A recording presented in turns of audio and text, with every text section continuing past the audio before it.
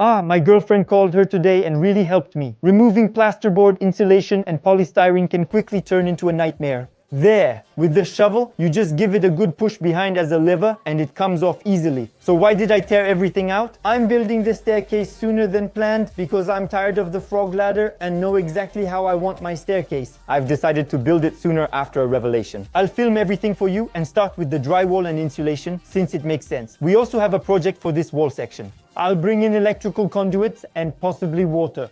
So, you can't see the ceiling for now, but I'm not going to do the ceiling before the drywall, I'm doing it the other way around. So, is there any logic to all this? I don't know. Logically, you do the ceiling first and then the partitions, the drywall. Like I said, I'll do the opposite. If I forget the conduit, at least the ceiling won't block me. I can always run it between the drywall and the insulation. And as for the gable, of course I'll insulate it and put up the drywall last. As I said, if I forget a conduit, I can run it later, so that's covered. I'll also film the staircase for you, as mentioned. I'm putting the shovel down. I still have a few little things to do. My electrical conduits that are here.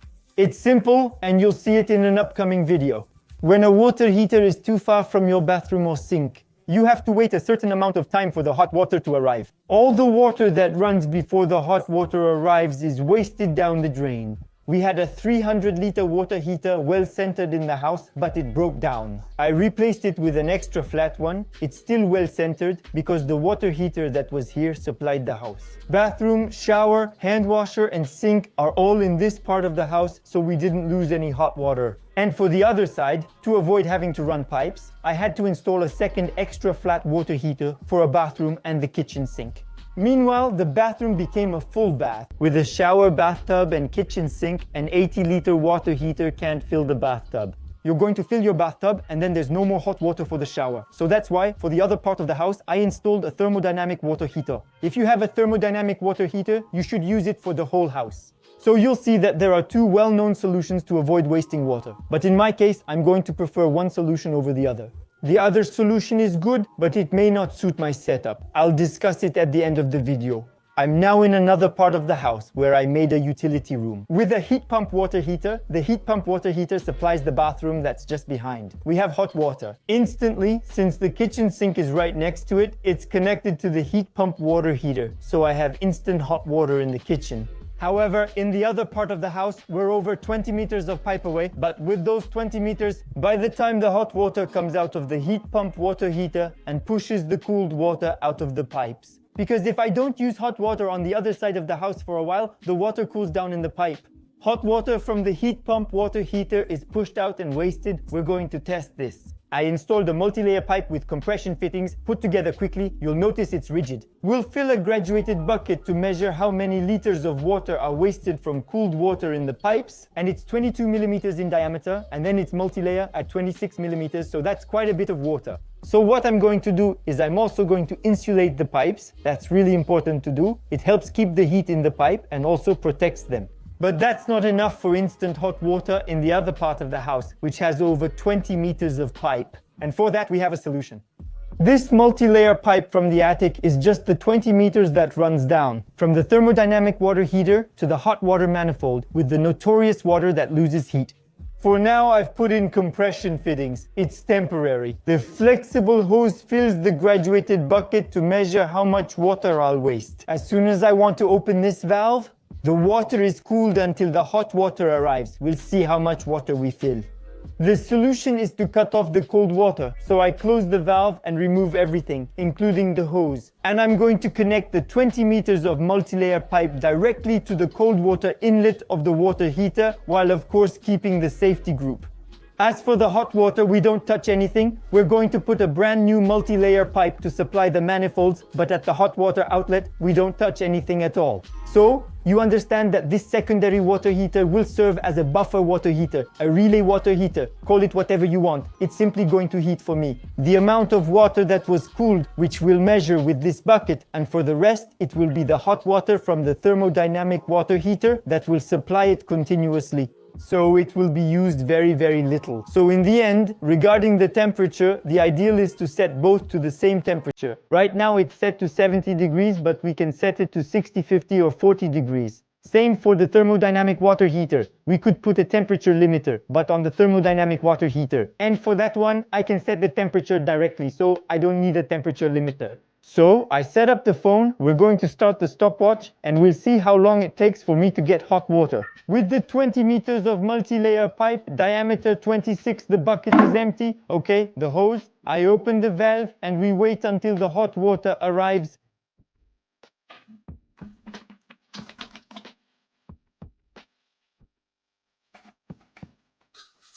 I don't know if you can hear me, but for now it's cold. It's cold. We're already at 2 liters now. We're at 3 liters, 4 liters now. It's heating up. 5 liters, you can feel it's warm. Come on, it's good, it's hot. So I'm at a little over 5 liters wasted. The extra flat water heater is 80 liters because that's what I had, but it could be a standard 50 liter. One standard heaters take up more space. There. I'm glad it's an extra flat one because I save space in this closet, but there's a huge advantage to choosing an 80 liter one. I'll discuss it with you soon, along with the other solution at the video's end.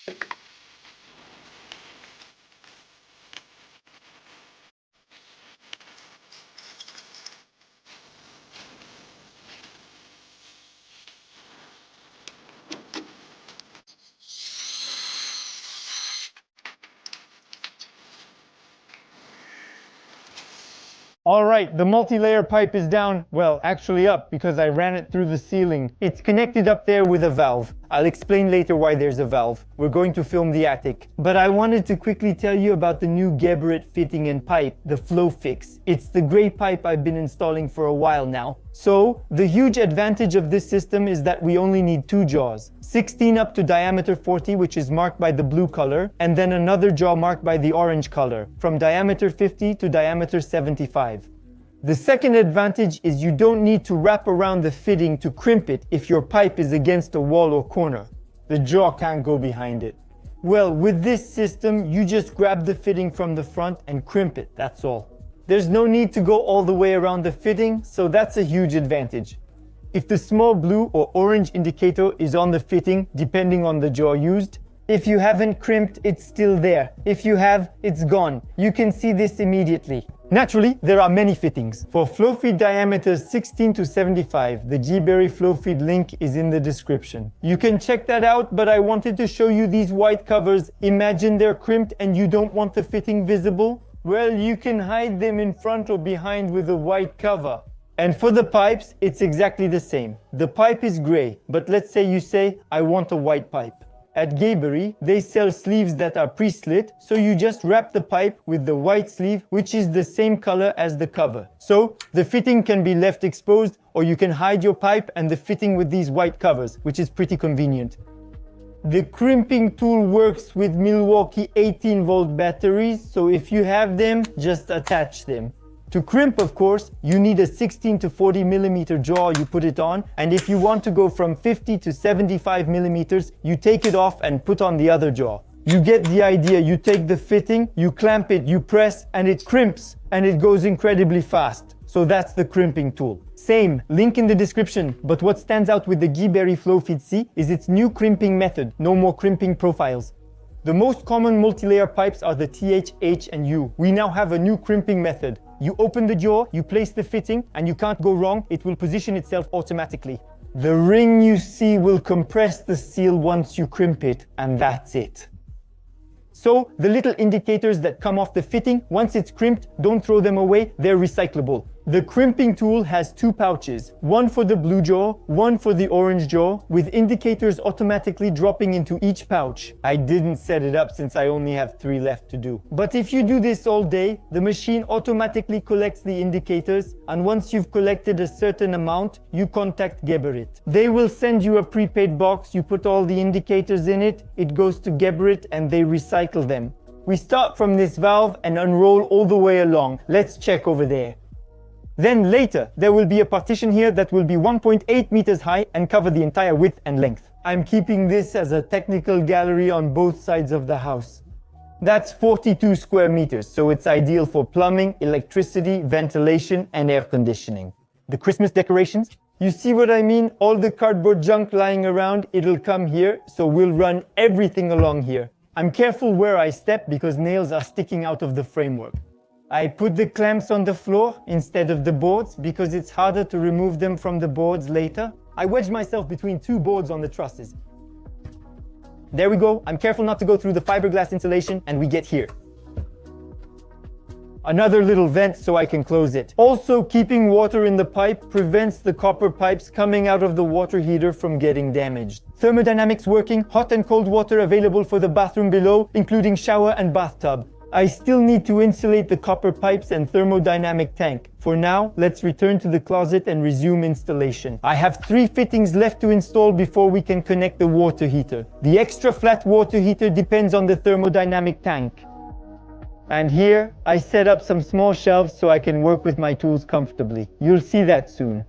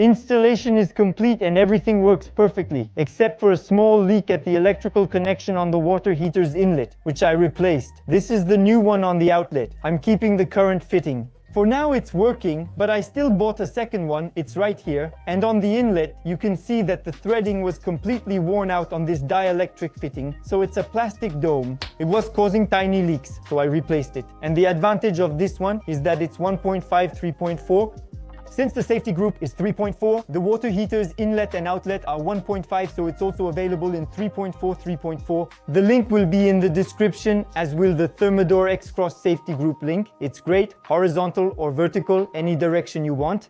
And the other advantage is this fitting, which has an O-ring and a thread. I'm going to remove the cap, unclip it, put this fitting in, and I'll be able to connect it. Multi-layer copper or flexible pipe on the expansion tank, which should come into this corner here. For now, I'm not putting it in because if you saw the video with the 300-liter one that broke down, I replaced it with an extra flat one. If you haven't seen the video, you'll find the link in the description. I explained to you that here, I had an automatic watering system that I absolutely don't use and I wanted to get rid of everything. That's what I did, including the high-density polyethylene, but in the end, the high-density polyethylene is still there. I'll remove one and keep two, since putting them back later would be a hassle. So I'm going to put in some valves. I'll do something neat. I won't put any water in it. It'll be blocked off outside. And if one day I need them, at least they're there. The expansion tank will go on the wall or in the corner, depending on available space, with the valves and the installation of these two high-density polyethylene pipes. This is my pipe from the thermodynamic heater, carrying both hot and cooled water. When we're not using it, it goes into the extra flat water heater. It will heat the 5 liters of lukewarm water, so it's not a lot. It will be used very little in the end, and it comes out to supply the hot water manifolds in this part of the house. Installation is simple. If my thermodynamic heater breaks down or needs maintenance one day, fingers crossed. I hope that never happens. I connect to the cold water with a flexible hose and I hook up directly to the safety group Titrage Société Canada. And at least the oil is supplied with cold water and comes out as hot water. So you understand that having a second water heater is really like having a spare tire that can really help us out.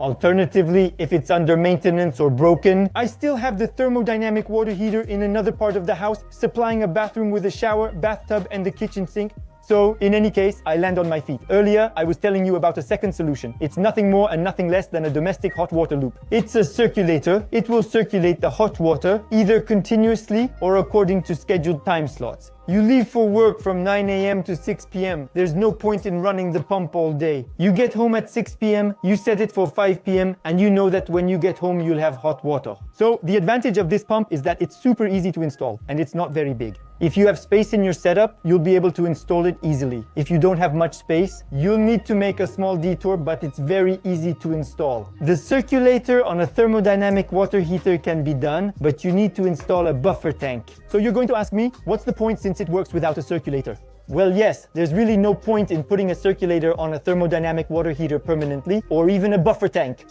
In my case, we have a single-story house, and that's more than enough for me. The thermodynamic water heater supplies the buffer tank, that's all. So you need the main water heater, the buffer tank, and the circulator. It works fine without it, but just barely. For a 3-story house, why not? Install a circulator to quickly deliver hot water to the 3rd floor. But for me, the best solution is still the main water heater and the buffer water heater. If your main water heater is under maintenance or broken, as I told you, you have a backup. If your circulator breaks down, you'll have to wait to get hot water, because your main water heater will have to pump hot water up to the 3rd floor. And if the main water heater breaks down, you have nothing left. Everything I just told you, you need to think about it carefully. It depends on your home, the size of the house, the number of bathrooms, and the number of people who will be taking showers each day. In short, there are a lot of factors to consider, but I hope this video will be useful to you. If you're tired of waiting for hot water for several seconds or even minutes, now you know what to do. Thank you so much for watching this video. We'll see each other again very soon. In the meantime, take care and see you soon.